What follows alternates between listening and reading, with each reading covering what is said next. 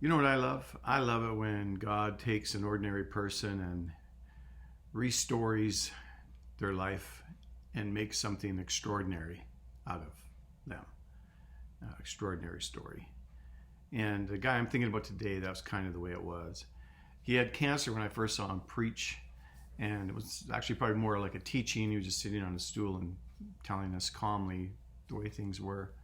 And what I really liked about it was that he had this ability to just, as he said, dial down or dial back, even though the crowd that was most often wanting to hear him were fairly highly charismatic people who were more into some hype and stuff. And he just dialed down, and I love that about him. John Wimber, he founded, or one of the founders of the Vineyard Movement, which has impacted and influenced the entire church worldwide, whether people like to think that or not. It has, with its music and its values. And it has influenced me.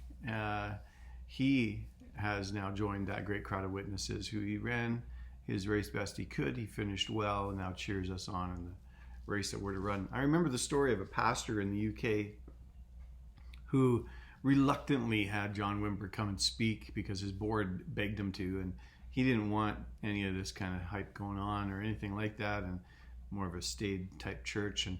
But he reluctantly had him come preach, and he was fairly happy that the way Wimber's approach was pretty calm and wasn't a stir people up with hype.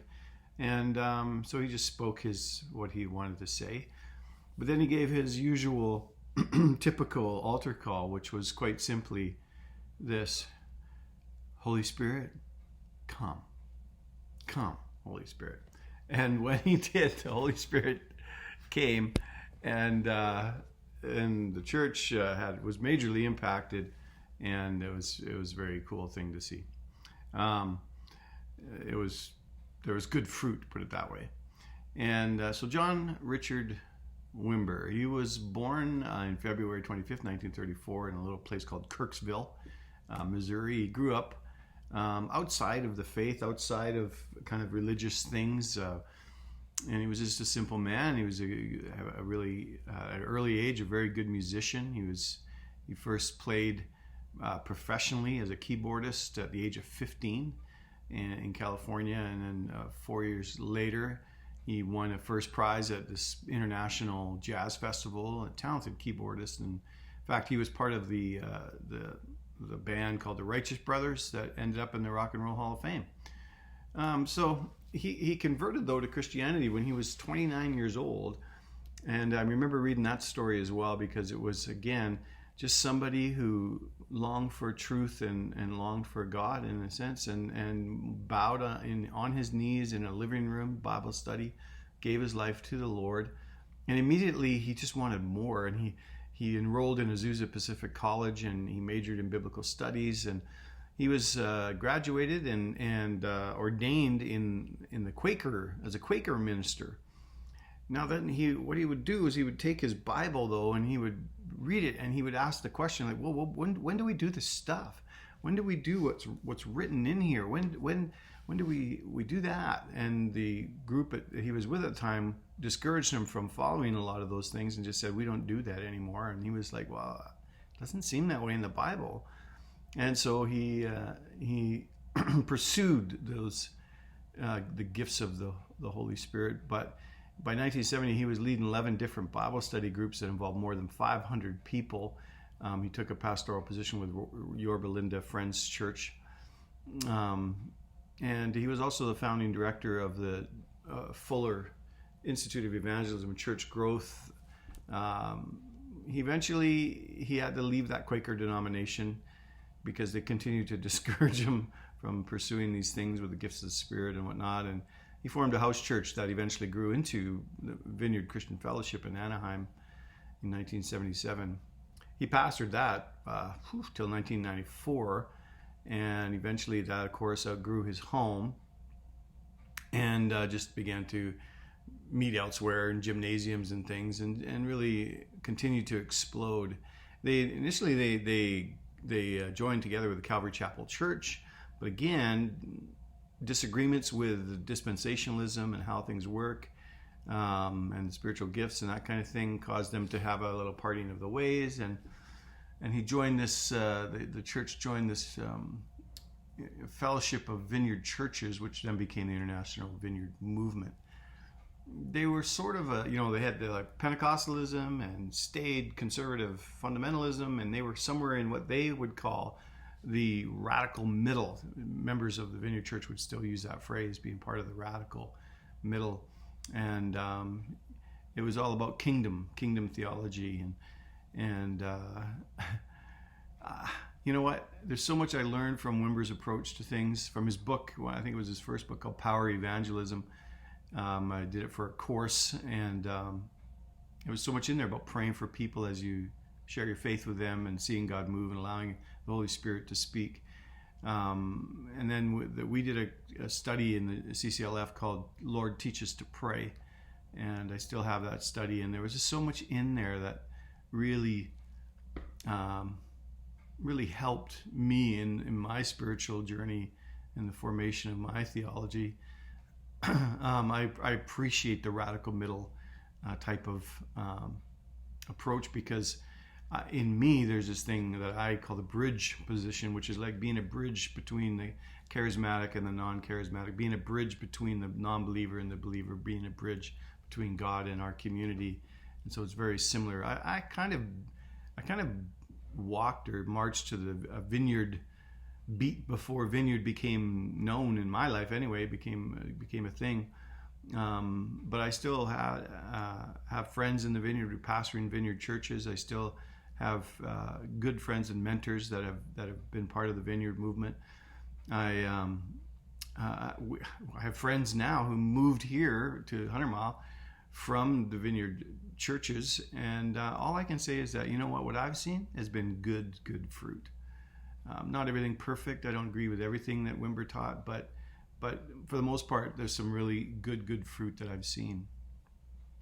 I started leading worship at CCLF in the mid to late 80s, and the guys that were popping back then as worship leaders were Brian Dirksen and Andy Park and David Ruiz, all of them who've had connections with CCLF, and still actually to this day, David Ruiz is a connection with Alistair Petrie in Kelowna.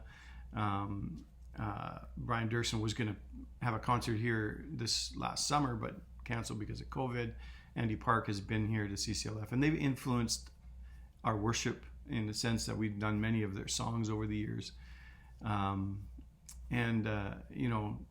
I look forward to further connections with Vineyard people, and all of this I'm thinking is tracking back to a man named John Wimber.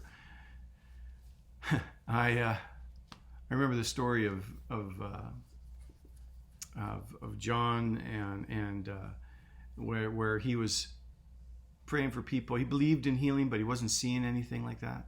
He prayed for people to be healed, but they weren't being healed. In fact, he was praying for some people, and they would get even more sick. And so that was his testing time, it seemed like. And then he went into a hospital to pray for a lady who seemed to be dying, and she was quite sick. And he prayed for her, and in his mind he was saying, I was rehearsing how to let her know that it's not going to work. And all of a sudden she got better. She was healed. And that began a little trickle of healing that turned into a pretty big river. Even though later on in life, John Wimber would actually face sickness of his own. One of the famous lines that Wimber coined, so to speak, was, to be change in God's pocket, loose change in God's pocket. I learned that from a friend of mine who was influenced by Wimber, who traveled with Wimber and ministered with Wimber. And again, so that man has been influenced by John Wimber, and now he's influencing me. Again, I see good fruit in this. It's a good rhythm to walk to, that just to be loose change in God's pocket. Use me freely, Lord, whenever, whatever for. In October 1985 in England, after being for 40 weeks on the road, he began to feel tired, of course, and get chest pains. And his wife insisted that he get tested, so he did.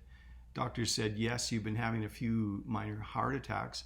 And his cardiologist in the following month said, you better watch it. You better lose some weight, and you better watch what you're eating, and you better change up your schedule, or you're going to risk imminent death. He said, all my life, I've been a compulsive person. I've worked too hard, I've worked too long, and I've eaten too much. And in 1986, he actually had a heart attack. It was pretty serious. In 1993, he was diagnosed with sinus cancer, which was very difficult. And he continued to preach and teach, but he had a successful radiation treatment, which lasted about a year. But he said, at the time, I weighed like 280 pounds. In 95, he had a stroke. In 1997, he had triple bypass, and he was just wearing down.